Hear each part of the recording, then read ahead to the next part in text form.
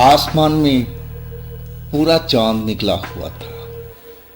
हर तरफ चांदनी फैली हुई दिखाई दे रही थी और जंगल के बीचों बीच एक कंदरा के पास में कुछ गतिविधि चल रही थी। गतिविधि एक तांत्रिक था, काले कपड़ों में बैठा हुआ था और वो कोई पूजा अर्चना का तैयारी कर रहा था। उसकी चेहरा बिल्कुल गुस्से से तमतमाया हुआ दिख रहा था। वो अपने आप कुछ बड़बड़ा रहा था और अपने आप कुछ बोल रहा था। देखने में वो बहुत बूढ़ा नजर आ रहा था। आखिर वो किस पर बोल रहा था, क्यों तमतमा रहा था, क्यों गुस्सा कर रहा था अपने आप पर। और फिर वो पास में रखा हुआ एक मिट्टी का मटका जो काले कपड़ों से ढका हुआ था, उसका ढक्कन खोल दिया और उसमें से एक सफ़ेद धुआं निकला और देखते ही देखते वो एक खूबसूरत जवान लड़की में बदल गया था। वो लड़की उस तांत्रिक के आगे खड़ी हो गई और हाथ जोड़ करके उससे प्रार्थना करने लगी कि अब तो आप मुझे मुक्त कर दो, मुझे अपने लोगों के पास जाना है। कब तक आप मुझे कैद रखोगे, अब तो मुझे जाने दो। और वो बात कह करके रोने लगी थी। लेकिन वो जो बूढ़ा तांत्रिक था, उसका गुस्सा अभी कम नहीं हो रहा था। वो कह रहा था कि ऐसे कैसे जान दूं तुझे, मैंने जिस काम के लिए तुम्हें कैद किया है वो तो काम तुम पूरा नहीं कर रही हो। कितने साल हो गए और तुम वो काम अभी तक पूरा नहीं कर रही हो। और देखो, आज आखिरी टाइम है, आज पूर्णमासी की रात है और संयोग से आज चंद्र ग्रहण भी लग रहा है। तो ये आज का मौका बिल्कुल मैं छोड़ना नहीं चाहता। मैं जो बोलता हूँ वो तुम करो। बूढ़ा तांत्रिक उसको कुछ बताने लगा और लड़की समझ रही थी कि वो क्या चाहता है। वो बूढ़ा तांत्रिक लड़की को बता रहा था कि देखो, हर बार की तरह तुम कोई गलती मत करना। इस बार एक जवान, खूबसूरत और जो दिल का सच्चा हो, पवित्र हो, कुंवारा हो, इस तरह का लड़का तुम पकड़ कर के लाओ। मैं उसकी आत्मा निकाल दूंगा और मैं उसके शरीर में प्रवेश कर जाऊंगा। मुझे अब जवान बनना है। मैं कब तक बूढ़े की खाल में रहूंगा। वो लड़की सब जानती थी कि बूढ़ा तांत्रिक उससे क्या चाहता है। वो तो कई सालों से प्रयत्न में लगा हुआ था और उस लड़की ने भी उसकी मदद करनी चाहिए, लेकिन हर बार कोई न कोई गलती हो जाती थी जिससे वो बूढ़ा तांत्रिक किसी के रूप में आ नहीं पाता था, किसी के शरीर में प्रवेश नहीं कर पाता था, क्योंकि कोई न कोई नुक्स उसमें होता ही था जो शिकार वो पकड़ करके लाते थे। और आज वो कह रहा था कि आज उसका आखिरी चांस है। अगर आज नहीं हो पाएगा तो फिर कभी नहीं होगा। और फिर उस लड़की को चेतावनी देने लगा कि देख लो, आज की बात है, अगर ये काम तुम सफलतापूर्वक कर लिया तो मैं तुम्हें आज़ाद कर दूंगा। तुम अपने परिवार में जा सकती हो, लेकिन तुम नहीं कर पाई तो इसी मटके में और मैं तुम्हें ज़मीन में दफन कर दूंगा, फिर तुम कभी भी आज़ाद नहीं हो पाओगी। वो सुनते ही लड़की डर से कांप गई थी और वो कहने लगी, नहीं, मेरे साथ ऐसा मत जुल्म कीजिएगा। मैं बहुत कोशिश करूंगी, मैं बहुत प्रयत्न करूंगी कि आपको कोई जवान, खूबसूरत और पवित्र लड़का, कुंवारा लड़का मैं आपको ले आऊँ। वो जो तांत्रिक था वो उसकी बात पर हंसने लगा और हंसते हुए कहने लगा कि तुम तो हर बार यही बात कहती हो लेकिन तुमसे हो नहीं पाता है, देख लो ये तुम्हारा अंतिम चांस है। और वो लड़की अब वहाँ से चल पड़ी। वो धुएं की तरह फिर गायब हो गई और एक सड़क के बीचों बीच में जो रोड चल रहा था उस रोड पर आकर के अपने शिकार की तलाश में लग गई। तो नमस्कार दोस्तों, मैं हूं राज और आप देख रहे हैं हाईवे 33। ये जो कहानी मैं आपको सुना रहा हूं, ये कहानी हमें भेजे हैं, उनका नाम अर्जुन है। और अर्जुन का कहानी उनके नाना जी का है और अर्जुन छत्तीसगढ़ के रहने वाले हैं। तो चलते हैं आगे की कहानी में। लेकिन दोस्तों, आगे की कहानी जाने से पहले अगर आप मेरे चैनल पर पहली बार जुड़े हैं और अभी तक मेरे चैनल को सब्सक्राइब नहीं किए हैं तो प्लीज़ कर लीजिए और साथ में बेल आइकन को ज़रूर दबाइएगा। और हाँ दोस्तों, अगर आपके पास भी ऐसी कोई कहानी है, कोई घटना है तो आप मुझे इंस्टाग्राम या मेरे व्हाट्सएप नंबर पर शेयर कर सकते हैं। तो चलते हैं आगे की कहानी में। मेरे नाना जी, अर्जुन बताने लगा कि मेरे नाना जी एक ट्रक ड्राइवर थे। वो 25-26 साल का यंग थे, खूबसूरत भी थे और पहलवान भी थे।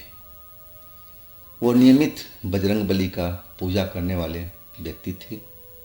जब भी उनको मौका मिलता था सुबह शाम हनुमान जी का प्रार्थना पूजा जरूर करते थे।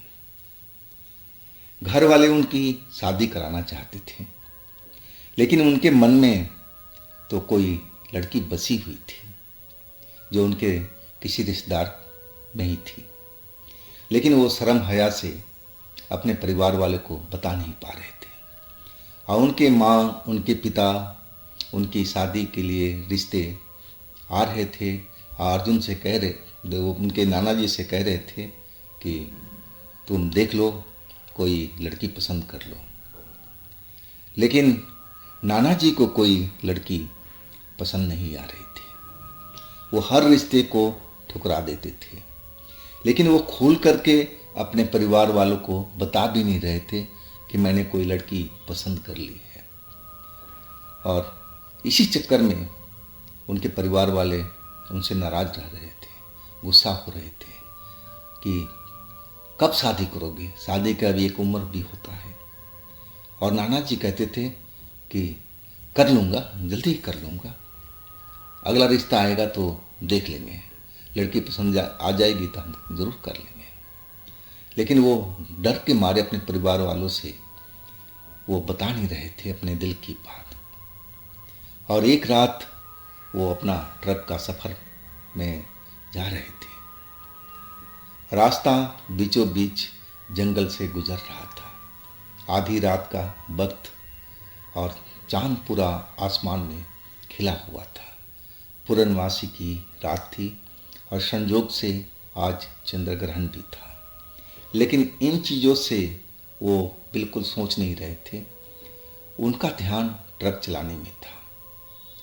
हाँ, कभी कभी वो लगता है कि अपनी जो सहेली थी जिसे प्यार करते थे उसकी याद में खो जाते थे और कैसे अपने घर वालों को बताएं, क्या करें, उस चिंता में, वो जुगाड़ में लगे रहते थे। लेकिन उनको कोई उपाय नहीं सूझता था कि अपने दिल की बात किससे कहें कि वो लड़की मुझे पसंद है, मैं उसी से शादी करूँगा।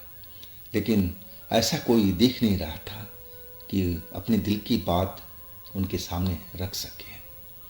और यही सब चिंता करते हुए ट्रक का सफ़र कर रहे थे। तभी ट्रक का जो ऊपर का हिस्सा होता है, जैसे लगा कि कोई आवाज़ हुई हो, कोई भारी सा चीज़ उस पर आकर के गिरा हो, टकराया हो। और नाना जी ने ट्रक को साइड में करके रोक लिया। आधी रात के वक्त और बियाबान जंगल के बीच में रास्ता गुजर रहा था, रोड गुजर रहा था। नाना जी जरा भी नहीं डरे कि आखिर यहाँ पर जंगली जानवर भी हैं और भूत प्रेत भी होते हैं, तो कोई खतरा ना हो जाए। लेकिन वो बिल्कुल इन चीज़ों को परवाह नहीं करते थे और वो ट्रक से नीचे उतर करके और छत के ऊपर देखने लगे। और तभी उनको छत के ऊपर में एक लड़की बैठी हुई दिखाई दी और लड़की भी नाना जी को घूर रही थी। और नाना जी तो जैसे अब गुस्से में आ गए थे। वो लड़की को डांटते हुए कहने लगे कि अरे तुम कौन हो और चलती हुई ट्रक में तुम छत पर कैसे आकर कूद गई? कौन हो तुम? जल्दी से उतरो और भाग जाओ यहां से। अब वो लड़की नाना जी के पास आने लगी, नजदीक आने लगी। और जैसे जैसे नजदीक आ रही थी, नाना जी की आंखें फैलती हुई चली जा रही थी। वो लड़की बिल्कुल उनकी उस सहेली की तरह दिख रही थी जिसको वो चाहते थे, जिससे वो प्यार करते थे। अब इतनी पास वो लड़की आ गई, नाना जी को लगा कि अरे ये तो वही है जिसे मैं प्यार करता हूँ, जिसे मैं शादी करना चाहता हूँ। ये जंगल में आधी रात के वक्त और वो भी ट्रक के ऊपर, ये कैसे आ गई? अब नाना जी की बोलती बंद हो गई थी और घूरते हुए उस लड़की को देखने को, पहचानने को कोशिश कर रहे थे कि क्या वो सचमुच वही लड़की है। लेकिन सब कुछ तो वही लग रहा था, पहनावा भी वही, चेहरा मोहरा भी वही, हेयर स्टाइल भी वही, कद काठी भी वही। तो नाना जी बहुत हैरान रह गए थे। उनको समझ में नहीं आ रहा था कि आखिर उसकी सहेली यहाँ पर इतनी रात को कैसे आ गई। तब तक वो लड़की नाना जी के पास आकर के खड़ी हो गई, मुस्कुराते हुए कहने लगी कि पहचाने नहीं मुझे? अब नाना जी की तो जैसे बोलती बंद हुई पड़ी थी। वो सिर हिलाकर माने कहने लगे कि हाँ हाँ पहचान लिया हूँ। और फिर वो लड़की रोने लगी और रोते हुए कहने लगी कि मुझे एक तांत्रिक ने कैद कर लिया है, वो मुझे छोड़ना नहीं चाहता। अब तुम आज़ाद करा पाओगे मुझे? नाना जी उस लड़की की तरफ देखने लगे और फिर वो बोले कि तुम किस तांत्रिक के चक्कर में कैसे पड़ गई? और तुम तो मेरे सामने में खड़ी हो, तो तुम्हें तांत्रिक ने कैसे पकड़ लिया है? वो लड़की फिर रोते हुए कहने लगी कि हाँ, मैं तुम्हारे सामने जरूर खड़ी हूँ, लेकिन मैं असली नहीं हूँ, यह मेरा आत्मा है। शरीर तो उस तांत्रिक के पास में है। क्या तुम मेरी मदद करोगे? नाना जी के नाम भी ले रही थी वो। अब नाना जी का खून खौल उठा था। जिस लड़की को बहुत चाहते थे, प्रेम करते थे, उसके लिए ना जाने कितना रिश्ता ठुकरा दिए और वो जंगल में एक तांत्रिक के चक्कर में पड़ी पड़ी फंसी हुई है। ऐसा कैसे हो सकता है? नाना जी हैरानी से उसकी बात सुनते रहे और फिर वो गुस्से में आ गए थे। गुस्सा उनको बहुत जल्दी आता था। वो कहने लगे कि आखिरकार तुम्हारे साथ में ये सब हुआ कैसे? वो लड़की कहने लगी कि वो तांत्रिक हमारे गांव की तरफ आया था और मैं उसको कुछ भिक्षा देने के लिए गई थी और तभी वो मेरे पर कोई जादू टोना कर लिया था। और इसके बाद मुझे होश नहीं रहा। मेरी जब होश आया तो मैं उसके कैद में थी, जो कि थोड़ी ही दूरी पर उसका एक गुफा है, गुफा के अंदर ही रहता है वो। अब नाना जी एकदम ताव में आ गए थे, गुस्से में चिल्ला रहे थे कि चलो मैं देखता हूँ उस तांत्रिक को, मैं उसको मार दूंगा, मैं उसको कैद से तुम्हें छुड़वा लूँगा गुस्से में नाना जी ना जाने क्या क्या बोल रहे थे और उस लड़की के चेहरे पर मुस्कान आ गई थी। उसको लगा कि अब शिकार फंस चुका है। अब वो लड़की अब नाना जी को जंगल के अंदर ले जाने लगी। नाना जी अपना ट्रक साइड में तो कर दिए थे और लॉक भी करके और उस लड़की के पीछे पीछे चल पड़े थे। वो जरा भी नहीं सोचे कि इतनी रात को आधी आधी आधी रात के वक्त हम जंगल में अकेले जा रहे हैं। लेकिन उनके सामने तो उनकी सहेली थी जिससे वो प्यार करते थे, जिससे वो शादी करना चाहते थे, तो उसके लिए तो कुछ भी कर सकते थे। और वही हुआ, वो लड़की के पीछे पीछे चल पड़े थे। लड़की भी बात करते हुए चलती जा रही थी। अब वो घने जंगल के अंदर पहुंच गए थे। लड़की उनसे बता रही थी कि कैसे उस दोस्त तांत्रिक ने उसको फांस रखा है, उसको कैद में कर रखा है। अब नाना जी कहने लगे कि आखिर वो रास्ता भी तो तुम बताओ कि मैं कैसे तुम्हें तांत्रिक से आज़ाद करूंगा। वो लड़की कहने लगी कि बस उस मटके को तोड़ देना है जिस पर काला कपड़ा लगा हुआ है। अगर आप वो मटके को तोड़ दोगे तो मेरा शरीर आज़ाद हो जाएगा।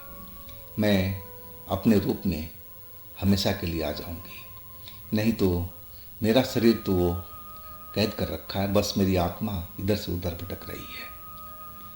नाना जी गुस्से में तो थे ही। वो कहने लगे ये कौन सी बड़ी बात है, चलो मैं उस मटके को जाते ही तोड़ दूंगा और तुम्हें आज़ाद करा दूंगा।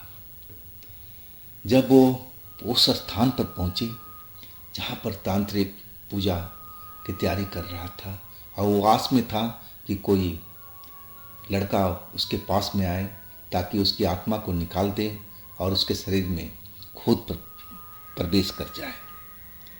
अब वो जो लड़की थी, अब उसको भी नाना जी के ऊपर दया आने लगा। इतने भोले भाले थे कि एक ही बार में उस लड़की को मदद के लिए तैयार हो चुके थे। अब लड़की मन ही मन सोच रही थी कि ये तो बहुत भोला इंसान है, ये तो मेरी बात में एक बार में ही आ गया, क्यों मैं इसकी जान खतरे में डालूं। अगर तांत्रिक के पास चला गया तो ये तो मारा जाएगा, इसकी आत्मा तो हमेशा के लिए कैद हो जाएगी। बस इसका शरीर दिखाई देगा और वो भी उसके अंदर तांत्रिक होगा।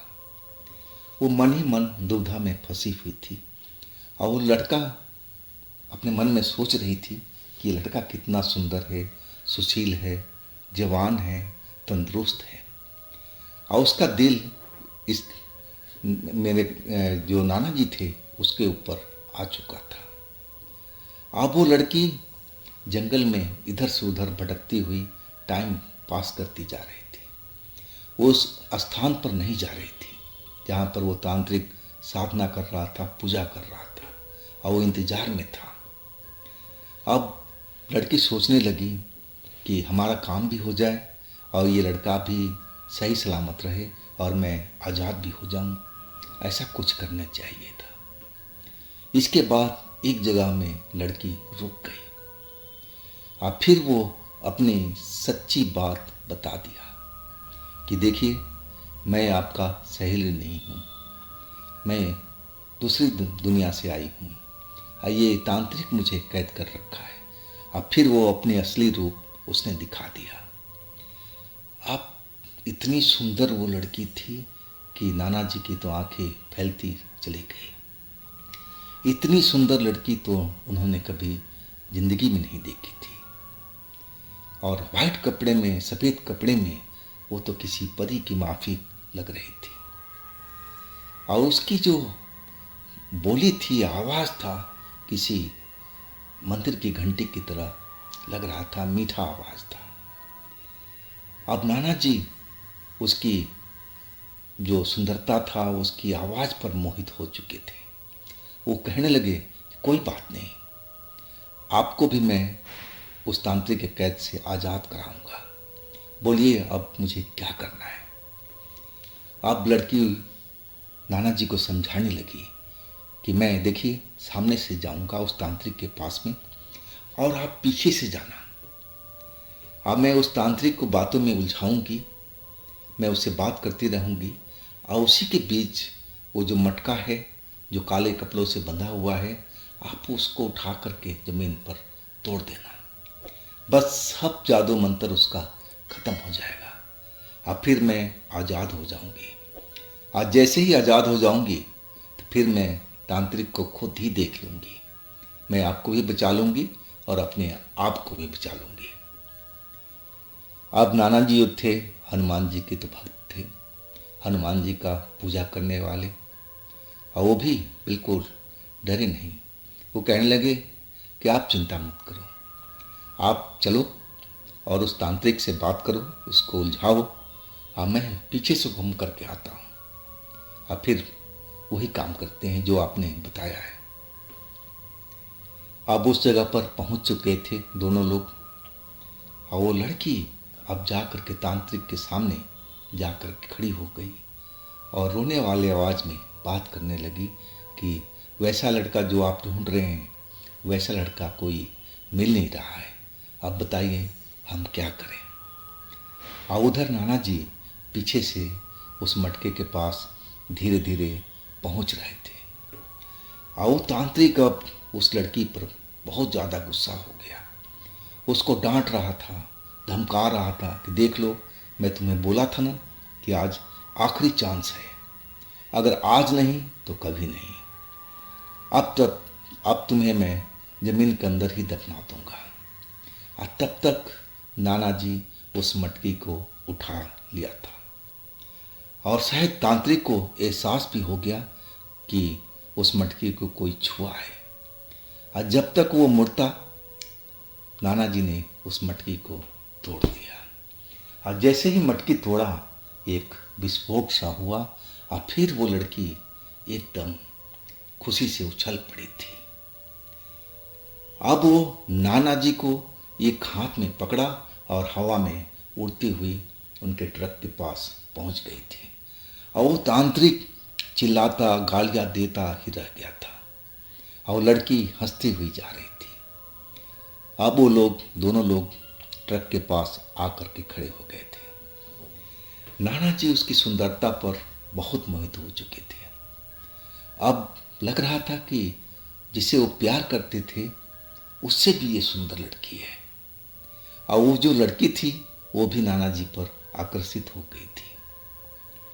अब वो दोनों एक दूसरे को चाहने लगे थे और वो लड़की नाना जी के साथ ट्रक में बैठ गई और फिर नाना जी का ट्रक चल पड़ा था। अब वो लड़की नाना जी के साथ में ही ट्रक में रहती थी और जहाँ जाते थे उनके साथ ही रहती थी, लेकिन बाहरी लोगों को वो लड़की दिखाई नहीं देती थी, बस नाना जी ही उस लड़की को देख सकते थे। और आखिरकार वो जब घर पहुँचे तो उनके साथ में वो लड़की भी रहती थी, लेकिन परिवार के लोग देख नहीं पाते थे। अब रिश्ता भी आना शुरू हो गया था दोबारा से, लेकिन नाना जी मना करते जा रहे थे। एक रिश्ता, दो रिश्ता, तीन रिश्ता, आखिरकार परिवार वाले नाराज हो गए थे कि तुम क्यों नहीं मान रहे हो, इतना रिश्ता, इतनी अच्छी अच्छी लड़की का रिश्ता आ रहा है, क्यों नहीं कर रहे हो। अब फिर नाना जी ने सच्चाई बता दी कि देखिए मैं पहले तो एक रिश्तेदार की एक लड़की से प्यार करता था और दूसरी बात एक लड़की मेरे साथ में रहती है। अब पूरा किस्सा अपने परिवार में उन्होंने बता दिया। अब जैसे ही घर वालों को पता चला कि अरे ये किसी भूतनी से प्यार करता है, किसी यक्षिणी से प्यार करता है, तो घर वाले तो ऐसे ही बिल्कुल परेशान हो गए थे। घर में जैसे मातम छा गया हो वैसे घर में सब होने लगा था। और वो लड़की भी परिवार के लोगों को देख रही थी कि कोई भी उसको आने से खुश नहीं है। और आखिरकार वो नाना जी को बोली कि देखो तुम्हारी दुनिया अलग है और मेरी दुनिया अलग है, हम एक साथ तो रह सकते हैं, लेकिन मैं और तुम, मैं तुम्हारे परिवार को नज़र नहीं आ सकती, बस तुम्हें नज़र आ सकती हूँ। और तुम्हारा परिवार अपेक्षा कर रहा है कि मैं उनको दिखाई दूँ, तो ऐसा तो संभव नहीं है। तो इसलिए अब मुझे तुम छोड़ दो और मैं अपने लोगों के पास चली जाती हूँ। और वही हुआ। एक रात को वो लड़की हमेशा के लिए नाना जी को छोड़ करके चली गई। अब उस दिन से नाना जी बिल्कुल उदास से रहने लगे थे और कई महीनों तक ट्रक का काम भी नहीं किया था। लेकिन आखिरकार घर वालों ने उनको समझाना शुरू किया और जिस लड़की से वो प्यार करते थे उसी से रिश्ता उनका तय हुआ। तब जा कर के वो उनका दिल लगा था, खुश हुए थे। लेकिन इसमें भी बहुत टाइम लगा था, लेकिन आखिरकार सब कुछ अच्छा हो चुका था। और नाना जी बताते थे कि वो लड़की कभी कभी उनके सपने में आ जाती थी और हालचाल पूछ करके चली जाती थी। तो दोस्तों, ये थी आज की कहानी अर्जुन का। अगर आपके पास भी ऐसी कोई घटना है, कहानी है, तो आप मुझे इंस्टाग्राम या मेरे व्हाट्सएप नंबर पर शेयर कर सकते हैं। और मेरे दूसरे चैनल भी हैं, उनमें भी कहानियाँ मैं अपलोड कर रखा हूँ। वो कहानियाँ भी बहुत मज़ेदार है, जो आपको बहुत आनंद देगी। तो उन चैनल पर भी आप जाइए, चैनल का लिंक नीचे डिस्क्रिप्शन बॉक्स में दे रखा हूँ, तो एक बार ज़रूर विजिट कीजिए और उन कहानियों का आनंद ज़रूर लीजिए। और इस चैनल का भी अपना प्यार दीजिए, लाइक कीजिए, सब्सक्राइब कीजिए, शेयर कीजिए। और फिर हम मिलते हैं एक नई तरह का घटना में अगले रोज। आप लोग अपना ध्यान रखिएगा। नमस्कार।